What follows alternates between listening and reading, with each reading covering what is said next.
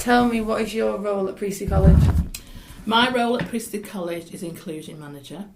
So I look after all the students who have any SEND issues, particularly those students who've got education healthcare plans, to ensure that they've got the right support.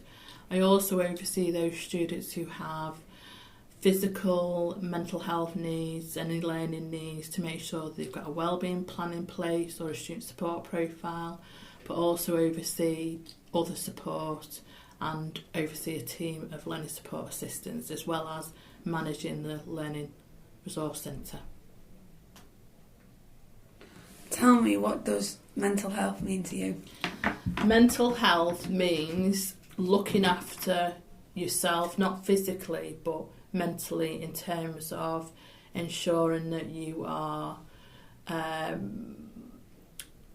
your mental health is good. So some people can have good mental health, others can have bad mental health, and it might vary depending on your situation. You could also, if you're stressed, if you're anxious about things, that can have an impact on your mental health. If you have family circumstances which have affected you, that can also affect your mental health.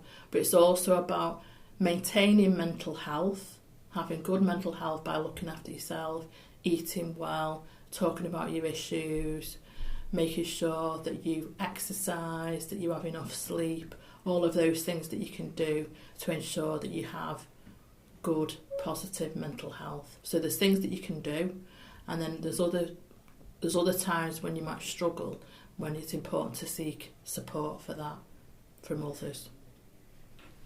Tell me, what strategies are put in place in college to support students in college with mental health needs? I think one of the important things is to make sure that they've got somebody to go to, like a go-to person.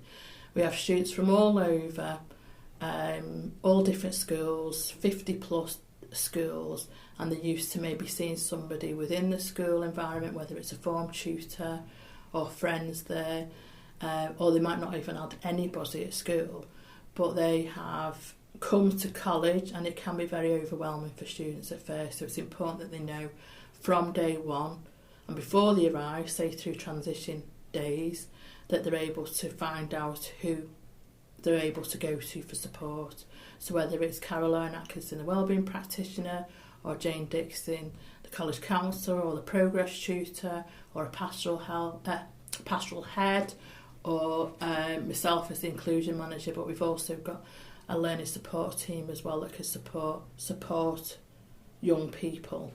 And it's those go-to people, and also being comfortable with talking about their issues in a safe environment, so that they're not judged and there's not that stigma, because a lot of students who come to Priestley may not share that they've got struggles with their mental health because they feel that there's a stigma, but it's important for us to pass on the message that it's really important that they do share any issues or concerns they've got, because initially they might be absolutely fine, but there might be things that happen in their life that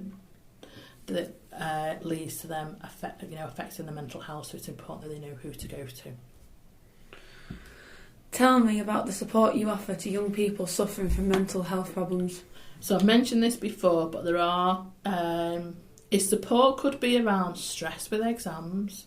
It could be things that trigger them, whether it's coursework deadlines or friendship groups and things. So it's making sure that they've got an opportunity to talk to people about it, and whether it's support with work if they're feeling overwhelmed. And we've got graduate teaching assistants, we've got learning support assistants, but we've also got for specific help, we've got Jane Dixon, and we've also got Caroline. In addition to that, it's also ensuring that we can refer students for external support if it's something specific that they need, whether it's like struggling with eating disorders or with their mental health, or encouraging them to go to the GP. There's also those students who might need to be referred for like an autism diagnosis or an ADHD diagnosis, so we'll support students with that as well. Tell me about what training you have had to support young people with mental health problems. I've had a lot of training over the years. I used to be a counsellor for a number of years, although I don't practice that anymore, but I think that really helps. But also in terms of training through my job, external courses and things just to help people. In addition, we've got the mental health first aid training, which I've done a few times, which looks at overall the different mental health problems, and we're trying to encourage as many staff as possible to have the mental health first aid training as well as students. Tell me, what advice can you offer to young people that are struggling with their mental health? One of the best advice I could give students, and this is a cliche, is a problem shared is a problem halved. Many young people and also older people struggle because they don't talk about their issues and they keep it in. And that means that they might become irrational in terms of thoughts, they might make the problem bigger than it really is. And once they've talked about it and offloaded, then that makes the problem a lot less and not as bad as they think, because you'll always get some support with it. In particular, that is an issue with young men and older men, unfortunately. So it is about talking about it, not being ashamed about it, not having the stigma around it. By talking about it, they're able to get the right support, because it's sad to think that some people really struggle with their mental health and not have the opportunity to talk to people, whether it's within college or through like external agencies or family members, because I'm sure a lot of family members would rather you talked about it rather than suffering in silence. Tell me how you can help a student that is struggling with their mental health. So what we do, as part of my job, we identify students, so when they come in for their interview, they can disclose anything that they're suffering with. So it could be in terms of a learning need, it could be like physical or mental health. So a lot of students will share with us the mental health issues that they might struggle with at school, whether it's anxiety or low moods or depression, and then we can send them like a wellbeing plan, and it helps us to support them as soon as they start college. So it's really important that tutors are aware of, to an extent, that a student is struggling with anxiety or they're struggling with mental health generally, and how they can support them from day one. But it's also making sure that they know where to go to if they do need it, because they might be absolutely fine at the beginning of the year, but then there might be things that impact on the mental health during the year. So it's making sure they know that they've got people they can talk to. Tell me, how can you help a student that is struggling with their mental health? I've answered We've done that one, haven't we? I was thinking that. What is your perspective on the stigma surrounding mental health? I think there is a bit of a stigma. I think it's getting much better because of things like social media, and also there are a lot of like famous people who are in the news and things that have been sharing their struggles with mental health, which helps others think that I'm not on my own, and it's fine to do that and it's fine to seek help. But there are still some people who do not want to share it because they feel that there is a stigma and they'll be judged. But it's important to feel safe in the environment, that you're not going to be judged by anyone, and that people will be happy to help in general. So it's trying to reduce that stigma. But the more people know about other people with mental health issues, the easier it is for those people to feel that they're not alone. Tell me what impact you think social media has on young people's mental health. So in terms of social media, I think there's lots of positives in relation to, those people who share their struggles with mental health online, and also there's lots of advice that's given. But you've also got to question some people's, in terms of the advice, is it the right advice? But also that social media can have an impact on people's mental health, because some people do not have a filter. They write these atrocious comments on other people's, social media platforms, and because they're not, things that they probably wouldn't say to them if they were face to face. But some people just find it easy and not think about the impact on others when they make these horrible comments about other people. And that is like a real issue with social media. and I know that they're looking at maybe reducing increasing the age for where young children can have access to social media, because some young people have got access to, say, like Facebook and things from like the age of 6, when they shouldn't, because you basically can lie about your age. So I think it's important that there's a balance, and that the age for when young people can access social media should be a lot older, so that you've got more, you're aware of the responsibility around it, and you've not had that negative impact of social media from an early age. But yeah, I think it can have a positive and a negative impact on young person's mental health. What advice would you give to young people to prioritise their mental health in their daily lives? I think it's important to look after your physical health. So in terms of making sure that you do exercise, you eat well, you sleep well, but also that you talk things through and have chats with people.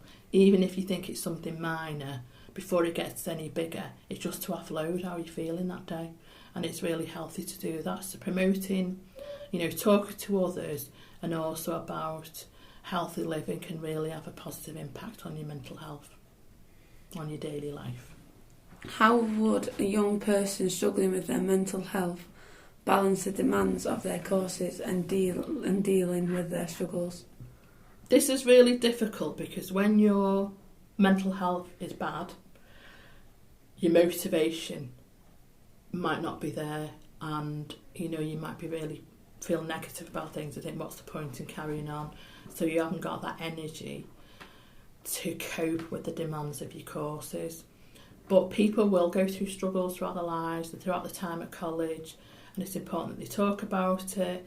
Do they meet with a progress tutor, for example, or someone from the learning support team, or a graduate teaching assistant, say, look, I'm struggling with this, and it's about small steps.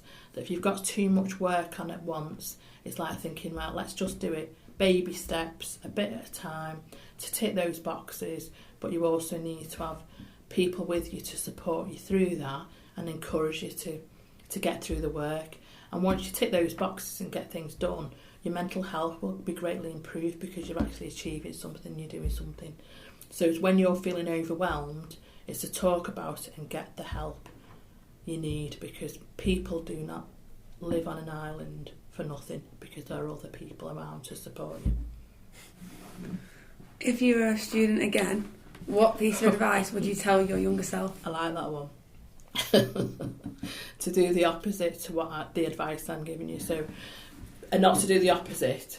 So sometimes, you might leave things to the last minute, you might party too hard, you might get a lack of sleep, and that causes some stress you cause yourself, because you don't help yourself if you're not looking after your mental health, and also you're not making sure that you sleep, you party too hard. I know as a student, when I was at university, there's times when I left things to the last minute, and then that causes stress, and then you work at 24/7 to get your work in. Please don't do that, Gabby, if you ever go to university.